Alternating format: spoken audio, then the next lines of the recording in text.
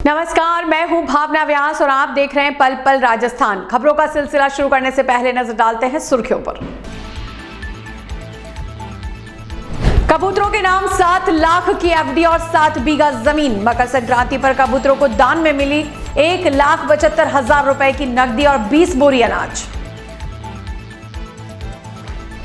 सड़क सुरक्षा सप्ताह के तहत टोल कर्मियों ने स्कूली बच्चों को दी यातायात नियमों की जानकारी। स्कूली बच्चों से किए सवाल जवाब।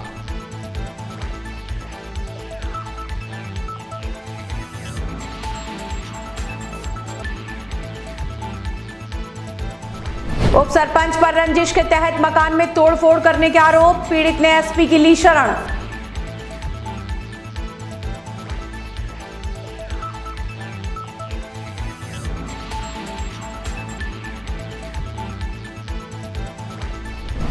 और गणतंत्र दिवस की तैयारियों को लेकर बैठकों का दौर जारी। डुंगला में उपखंड अधिकारी ने सम्मानित होने वालों की बनाई सूची।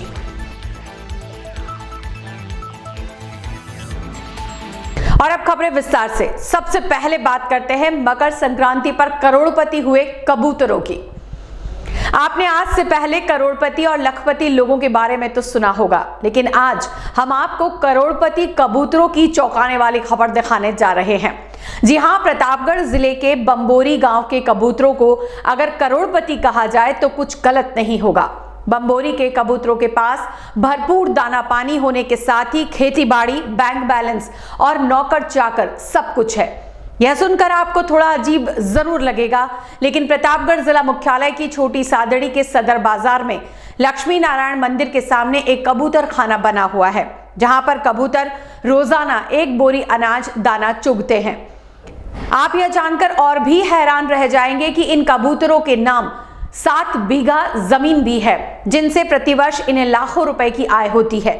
जमीनों से होने वाली आय को भी कबूतरों के दाना पानी क्रय करने में खर्च किया जाता है। इसी प्रकार कबूतरों के नाम पर एकत्रित हुई जमा पूंजी की बचत के लिए बाकायदा बैंक खाता भी खुला हुआ है, जिसमें इनके नाम पर लाखों रुपए पड़े हैं। प्रतिवर्ष की भांति इस वर्ष भी समस्त ग्रामवासियों द्वारा कबूतरों के दाना पानी के लिए स्वैच्छिक रूप से झोली फैलाकर गांव में राशि एकत्रित की जाती है, जिसमें लोग नकद रुपए के साथ ही गेहूं और मक्की का दान पुण्य करते हैं। इस वर्ष कबूतर खाना समिति में मकर संक्रांति के अवसर पर 1,75,000 रुपए नकद प्राप्त होने के साथ ही 20 बोरी अनाज भी प्राप्त हुआ। गांव के रमेश पुंदड़ा और किशन जड़वा ने बताया कि कबूतरों के लिए अलग अलग बैंकों में बैंक खाते हैं, जिसमें लोग ऑनलाइन रुपए जमा करवाते हैं और पुण्य कमाते हैं। इस बार भी 15 जनवरी को गांव में घूमकर एक दिन में ही 1.25 लाख रुपए नगद इकट्ठा करने के साथ ही अनाज भी इकट्ठा किया गया। राशि एकत्रित करने के दौरान जगदीश चंद्र भराड़िया, पटेल लक्ष्मी नारायण जड़वा, रमेश चंद्र मुंदड़ा, शांतिलाल चौहान, भोपराज जड़वा सहित अन्य ग्रामवासी मौजूद रहे। जयपुर जिले के सांभर महाविद्यालय में छात्र संघ अध्यक्ष कार्यालय का शुभारंभ किया गया। कस्बे में संचालित शाकंभर स्नातकोत्तर महाविद्यालय में वरिष्ठ पत्रकार एवं महाविद्यालय के पूर्व छात्र कुलदीप व्यास के मुख्य आतिथ्य में छात्र संघ कार्यालय का फीता काटकर उद्घाटन किया गया। इस मौके पर व्यास ने कहा कि सांभर मेरी जन्मभूमि है, इसके लिए हर प्रकार का कार्य करना मेरी जिम्मेदारी है। उन्होंने कहा कि मैं यहाँ पहले भी सेवा करता था और भविष्य में भी करता रहूंगा। उन्होंने नई पीढ़ी को रामायण की चौपाई सुनाकर मोबाइल के जरिए कुछ सीखने की बात कही। इस अवसर पर छात्र संघ अध्यक्ष भुवनेश गुर्जर और महाविद्यालय के प्राचार्य कैप्टन डॉक्टर ज्ञान प्रकाश दायमा ने आगंतुक अतिथियों का सम्मान कर आभार व्यक्त किया। चित्तौड़गढ़ जिले की पंचायत समिति के अंतर्गत आने वाले ग्राम नेतावल महाराज की आबादी में नेहरूलाल कुम्हार नामक व्यक्ति ने जिला पुलिस अधीक्षक के समक्ष उपस्थित होकर उप सरपंच पर नाजायज तरीके से रंजिश पूर्वक कार्रवाई करने का आरोप लगाते हुए कानूनी कार्रवाई करने की मांग की है। पीड़ित ने पुलिस अधीक्षक को बताया कि नेतावल महाराज की आबादी में उसका एक रिहायशी मकान बना हुआ है, जिसके बाहर एक बरामदा बना हुआ था। लहरूलाल कुम्हार ने उप सरपंच राजदीप सिंह राजपूत पर आरोप लगाते हुए पुलिस अधीक्षक को शिकायत करते हुए उप सरपंच पर रंजिश रखने की बात कही है। पीड़ित ने उसके मकान के बाहर बने बरामदे को नाजायज बताते हुए एक नोटिस चस्पा करने और सक्षम अधिकारी के आदेश के बिना तोड़ने के आरोप लगाते हुए कहा कि उसने पंचायत द्वारा जारी किए गए नोटिस का जवाब भी पेश किया था। पीड़ित ने बताया कि 13 जनवरी की शाम उप सरपंच अपने साथ जेसीबी मशीन लेकर आया और उसके मकान के बरामदे के मलबे, कीमती पत्थर और लोहे के सरिये ट्रैक्टर में भरकर ले गया। साथ ही बरामदे को तोड़ने की धमकी देकर भी चला गया। नेरूलाल कुमार है, नेतावल महाराज में मैं रहता हूँ और मैं मेरे बीबी बच्चे के साथ और मैं दिहाड़ी मजदूरी करता हूँ। मेरी आर्थिक स्थिति बहुत ख़राब है। मैंने एक रुपया जोड़ के आश्वासन में मेरे गांव में मैंने मेरा निजी प्लॉट पर मैंने मकान बनाया और पक्का मकान बनाया है। और गांव में सरपंच उनकी पत्नी है, उप सरपंच राजदीप सिंह राणावत और कांग्रेस पार्टी से सत्ताधारी पार्टी से संबंध रखते हैं और मेरा आशियाना तोड़ दिया और मेरा बरामदा कम से कम 1.5 लाख का खर्चे का मैंने बनाया है। उप सरपंच ने अपनी जोर जबरदस्ती से जेसीबी बुला के तोड़वा दिया। एसपी साहब ने और उन्होंने कहा कि आश्वासन दिया कि इसकी कार्रवाई की जाएगी। पुष्कर उपखंड कार्यालय में कार्यरत समस्त मंत्रालय कर्मचारियों ने महासंघ के आह्वान पर आगामी बजट की घोषणाओं में मंत्रालयिक संवर्ग की 25 वर्षों से लंबित मांग पत्र की 9 सूत्री मांगों के संबंध में उपखंड अधिकारी को ज्ञापन सौंपा है। ज्ञापन में स्टेट पैरिटी के आधार पर कनिष्ठ सहायक की ग्रेड पे 3,600 रुपए, सचिवालय पैटर्न के अनुसार वेतन लागू करने, मंत्रालयिक संवर्ग हेतु अलग से निदेशालय का गठन और पदोन्नति के सभी पदों हेतु वर्ष 2022-23 के लिए शिथिलन प्रदान करवाए जाने की मांग करते हुए ज्ञापन दिए। इस दौरान राजस्थान राज्य मंत्रालय कर्मचारी महासंघ के अध्यक्ष अरुण बाबू पाराशर, विमल पाराशर, कुलदीप सिंह, रवि शर्मा, उपखंड कार्यालय से नियाज मोहम्मद, दुष्यंत सिंह, पूनम सियाग, रागिनी शर्मा सहित अन्य मंत्रालय कर्मचारी मौजूद रहे। आज राजस्थान राज्य मंत्रालय कर्मचारी महासंघ के द्वारा आज पुष्कर उपखंड में एसडीएम साहब को मुख्यमंत्री के नाम ज्ञापन सौंपा गया। जो 9 सूत्री मांग है जिसको 2021 में समझौता हुआ उसको उस समझौते को आज तक लागू नहीं किया। इसके लिए जयपुर में महारैली निकाली जाएगी। इस हेतु आज सभी पुष्कर उपखंड के मंत्रालय कर्मचारियों ने आज पुष्कर उपखंड कार्यालय में ज्ञापन सौंपा। बांसुड़ा चौराहे और बागुंड विद्यालय में टोल प्लाजा के कर्मचारियों द्वारा सड़क सुरक्षा सप्ताह के तहत स्कूली बच्चों को यातायात नियमों की जानकारियां दी गई। टोल प्लाजा के कर्मचारियों ने यातायात नियमों का पालन करने के साथ ही सड़क सुरक्षा को लेकर विद्यार्थियों से प्रश्न किए और सही जवाब दिए जाने पर बच्चों को पुरस्कार प्रदान किए।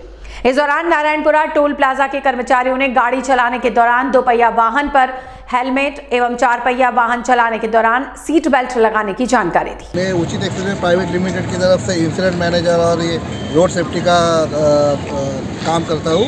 तो हम ये जो 23वां राष्ट्रीय सड़क सुरक्षा जो वीक है, सप्ताह है, उसके तहत लोगों को बताना चाहते हैं कि सड़क पे यातायात नियमों का पालन कैसे करें और रास्ते पे कैसे चले। इससे पहले ये 4 लेन था, अभी ये चेंज होकर 6 लेन हो गए। तो एंट्री एग्जिट रैम्प बने हैं, तो उसमें कैसे आना है, कैसे जाना है। ट्रिपल सीट न जाते हुए अगर 2 सीट भी जाते पर 2 पहिया पे तो हेलमेट पहन के ही जाना है। ऐसे नहीं कि मेरे गांव की सड़क है, स्टेट हाईवे है, तो मैं हेलमेट की ज़रूरी नहीं समझता और राष्ट्रीय राजमार्ग पे हेलमेट वैसा कुछ नहीं है। जब भी आप सड़क पे आते हो आपको हेलमेट पहनना अनिवार्य, वो भी आईएसआई मार्क वाला। अगर आपको बिना हेलमेट पहन के अगर आपका एक्सीडेंट होता है तो आपको कोई भी बीमा इंश्योरेंस नहीं मिलेगा। ये मैं सबको बताना चाहता हूँ। इसलिए घर पे अपना परिवार की सुरक्षा लेते हुए खुद हेलमेट पहने, दूसरों को बताए कि हेलमेट ही आपके 2 व्हीलर पे जाते समय उपयोग होने वाला है हेलमेट का। और सड़क जाते हैं जैसे ट्रैफिक सिग्नल से, थर्मोप्लास्ट है और जो कॉशन बोर्ड थे उनका ध्यान रखते हुए गाड़ी चलाना है। रात के समय विशेष इसकी कॉशन लेना है कि रात के समय ट्रक वाले हैं, जैसे बस वाले हैं, वो तेज़ गति से जाते हैं, तो 2 व्हीलर वालों को सड़क की बाई ओर से जाना है और अपनी जान की और अपने परिवार की सुरक्षा रखना है। आपका 4 व्हीलर के लिए मैं जानता हूँ कि वो सीट बेल्ट पहनना जरूरी है। नशा करके गाड़ी मत चलाइए। आपका शुभ नाम क्या है? अमित। क्या दायित्व है आपके पास? सॉरी, क्या दायित्व? मैं सर मैनेजर हूँ। मैं सेफ्टी और इंसिडेंट मैनेजमेंट देखता हूँ उचित एक्सप्रेस प्राइवेट लिमिटेड। चित्तौड़गढ़ के ढूंगला में उपखंड स्तरीय गणतंत्र दिवस समारोह को उल्लासपूर्वक मनाने की तैयारियों को लेकर एक बैठक पंचायत समिति सभागार में आयोजित की गई। जिसमें उपखंड स्तर पर उत्कृष्ट कार्यों के लिए सम्मानित किए जाने वाले कर्मचारियों, जल कल्याणकारी कार्यों में उत्कृष्ट कार्य करने वाले, राष्ट्रीय स्तर पर भाग लेने वाले खिलाड़ी, जनसेवक एवं अन्य लोगों की सूची बनाने को लेकर चर्चा की गई। कार्यक्रम के दौरान पारितोषिक वितरण, आमंत्रण पत्र वितरण, सांस्कृतिक कार्यक्रम और अतिथियों के बैठने की व्यवस्था को लेकर पुलिस एवं अन्य संबंधित विभाग के अधिकारियों से चर्चा की गई। इस दौरान स्वतंत्रता सेनानियों के सम्मान को लेकर भी विशेष चर्चा की गई। नागौर के थावला में किंडरगार्टन शिक्षण संस्थान कौशल प्रदर्शनी का आयोजन किया गया, जिसमें कक्षा 6 से लेकर 8वीं तक के करीब 150 विद्यार्थियों ने हिस्सा लिया। प्रदर्शनी में बच्चों ने विभिन्न प्रकार के मॉडल जैसे आधुनिक मकान, फैक्ट्री, ऑफिस, डीजे, जनरेटर, हवाई चक्की, एम्बुलेंस के मॉडल तैयार कर प्रदर्शनी में लगाए। विद्यालय के संस्थापक और व्यवस्थापक घनश्याम कुमावत ने बताया कि किताबी ज्ञान के साथ साथ विद्यार्थियों में छुपी प्रतिभा को निखारने के लिए समय समय पर इस प्रकार का आयोजन किया जाता है, जिसमें विद्यार्थी अपनी स्वेच्छा से अपनी कला कौशल को उभार कर आम जन के समक्ष प्रस्तुत कर सकें। इसके लिए बाहर से अतिथियों को बुलाकर प्रदर्शनी का अवलोकन करवाया गया, जिसमें मॉडल को देखने के बाद नंबरों का आकलन किया गया। प्रजापति में कक्षा 9 की स्टूडेंट हूँ और हमारे स्कूल में आज कौशल प्रदर्शनी का आयोजन किया गया, जिसमें मैंने भाग लिया और मानव शरीर के अंग, गाजर का हलवा और तिरंगा झंडा बनाया। मेरा नाम मोनिका कुमावत है। मैं कक्षा 8 की विद्यार्थी हूँ। मैंने आज कौशल प्रदर्शनी में गंदगी के कारक के बारे में बताया है और मैंने ये बनाया है। हमारे विद्यालय में आज कौशल प्रदर्शनी का आयोजन किया गया, जिसमें बच्चों ने बढ़ चढ़कर भाग लिया। बच्चों ने कई प्रकार के मॉडल प्रस्तुत किए, जिनमें किसी ने हॉस्पिटल बनाया, किसी ने घर बनाया, किसी ने एम्बुलेंस बनाई। आज हमारे विद्यालय में कौशल प्रदर्शनी का आयोजन हुआ, जिसमें कक्षा 6 से 8 तक बच्चों ने बढ़ चढ़कर भाग लिया और काफ़ी ने अपनी कला का प्रदर्शन भी दिखाया है। किसी ने हलवा बनाया, किसी ने पानी पूरी और किसी ने मंदिर वगैरह बना के अपना प्रदर्शन किया है। मेरा नाम भवेश कुमार है। मैं कक्षा 6 का विद्यार्थी हूँ। मैंने आज घर तैयार किया। मेरा नाम कोमल कुमावत है। मैंने आज मानव शरीर के अंग बनाए हैं और गाजर का हलवा। पुष्कर में जिला एवं सेशन न्यायाधीश मदन लाल भाटी द्वारा पुष्कर न्यायालय में नकल शाखा में ऑनलाइन प्रतिलिपि सुविधा का विधिवत उद्घाटन वैदिक मंत्रोच्चार के साथ किया गया। इस अवसर पर पुष्कर के न्यायिक मजिस्ट्रेट राकेश कुमार, सहायक अभियोजन अधिकारी रणवीर सिंह चौधरी, पुष्कर बार एसोसिएशन के अध्यक्ष कुलदीप पाराशर, बार एसोसिएशन सचिव संदीप पाराशर, अधिवक्ता पुरुषोत्तम जाखेटिया, SK चौधरी सहित न्यायालय के अन्य कर्मचारी आदि मौजूद रहे। जिला न्यायाधीश ने इस मौके पर प्रतिलिपियों के ऑनलाइन कार्य के बारे में जानकारी देते हुए कहा कि इससे न्यायिक कार्य में तेजी आएगी। इस दौरान उन्होंने ऑनलाइन प्रतिलिपि पेश करने की प्रक्रिया को लेकर भी सभी को अवगत करवाया। चोमू नगर पालिका द्वारा अवैध अतिक्रमण के खिलाफ बड़ी कार्रवाई को अंजाम देते हुए अधिशासी अधिकारी देवेंद्र जिंदल की मौजूदगी में मोरिजा रोड से अवैध अतिक्रमण हटाया गया। इस कार्रवाई को देखकर लोगों को चोमू में एक पूर्व उपखंड अधिकारी के काम करने का तरीका याद आ गया, जिसमें उन्होंने भी इसी प्रकार चोमू शहर को अतिक्रमण मुक्त किया था। लेकिन कुछ भू माफियाओं ने शहर में कई जगह अतिक्रमण कर शहर की खूबसूरती को खराब करने का प्रयास किया, जिससे शहर के आम नागरिकों को मुसीबतों का सामना करना पड़ रहा है। नगर पालिका द्वारा हटाए गए लोगों को रोजगार के अवसर प्रदान करने के लिए एक कमेटी बनाकर उन्हें रोजगार के अवसर प्रदान करने की भी बात कही गई।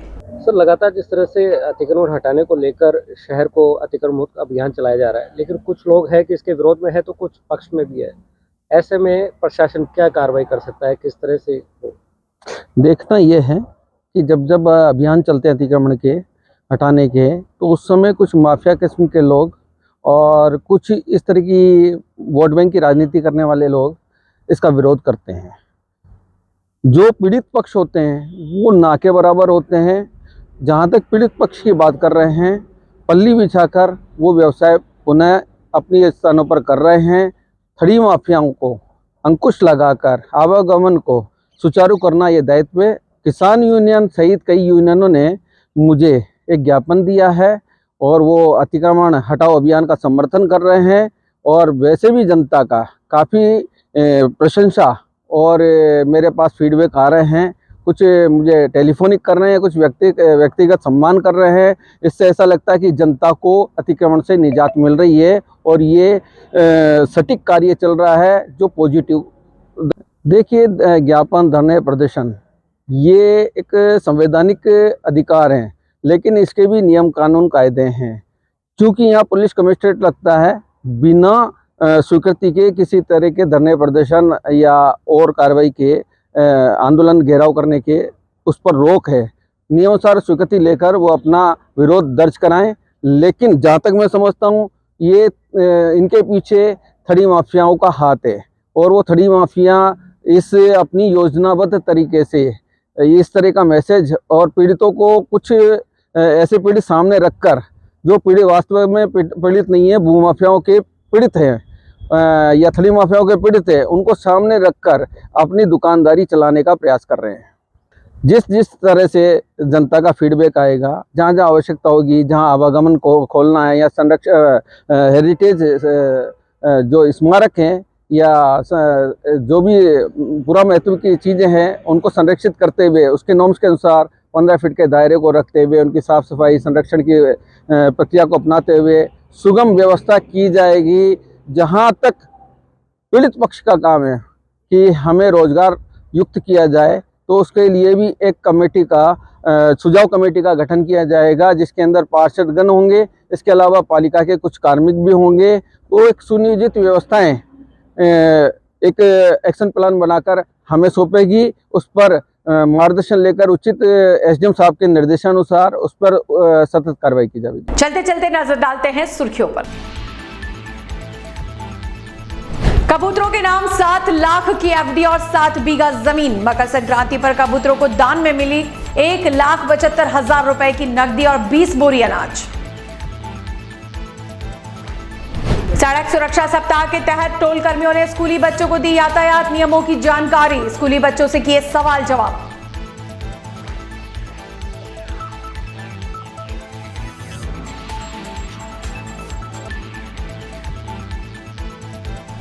उप सरपंच पर रंजिश के तहत मकान में तोड़फोड़ करने के आरोप। पीड़ित ने एसपी की ली शरण।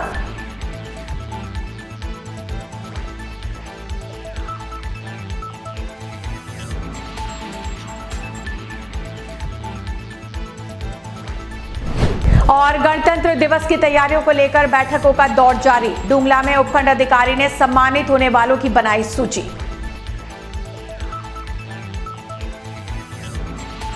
इस बुलेटिन में फिलहाल इतना ही। इजाजत दीजिए भावना व्यास को। प्रदेश की ताजा तरीन खबरों से अपडेट रहने के लिए बने रहिए पल पल राजस्थान के साथ। और हां, पल पल राजस्थान को सब्सक्राइब करना ना भूलें। नमस्कार।